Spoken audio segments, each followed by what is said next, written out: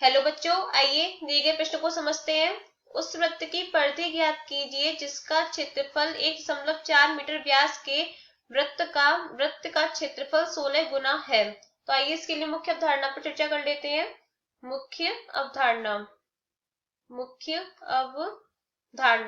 तो सबसे पहले यहाँ पे हम दो सूत्र समझ लेते हैं। सबसे पहले समझते हैं वृत्त की परिधि का सूत्र क्या होता है। वृत्त की परिधि का सूत्र होता है बराबर 2 पाई r, जहां r वृत्त की त्रिज्या होती है तथा पाई का मान होता है 22/7। पाई बराबर होता है 22/7। और वृत्त का क्षेत्रफल का सूत्र क्या होता है। वृत्त का क्षेत्रफल बराबर होता है पाई r स्क्वायर, जहां r वृत्त की त्रिज्या होती है। तो आइए हमें प्रश्न में क्या दे रखा है कि उस वृत्त की परिधि ज्ञात कीजिए जिसका क्षेत्रफल 1.4 मीटर व्यास के वृत्त का क्षेत्रफल का 16 गुना है। तो यहाँ से हम क्या लिख सकते हैं। प्रश्नानुसार तो यहाँ पे हम क्या लिख सकते हैं कि पहले वृत्त का क्षेत्रफल जो होगा, पहले वृत्त का क्षेत्रफल बराबर दूसरे वृत्त के क्षेत्रफल का 16 गुना है, यानी कि दूसरे वृत्त के क्षेत्रफल का 16 गुना, दूसरे वृत्त का क्षेत्रफल और क्या कर देंगे गुणा 16। ये हमें प्रश्न में दे रखा है। तो यहाँ पे हमें दूसरे वृत्त का व्यास कितना दे रखा है, d बराबर दे रखा है हमें। यहाँ से हम दूसरे वृत्त का व्यास इसलिए हम d2 ले लेते हैं।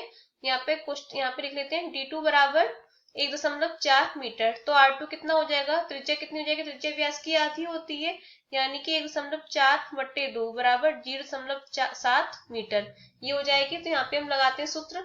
वृत्त के क्षेत्रफल का सूत्र क्या होता है पाई r स्क्वायर। तो पहले वृत्त की त्रिज्या को हम r1 से ले लेते हैं।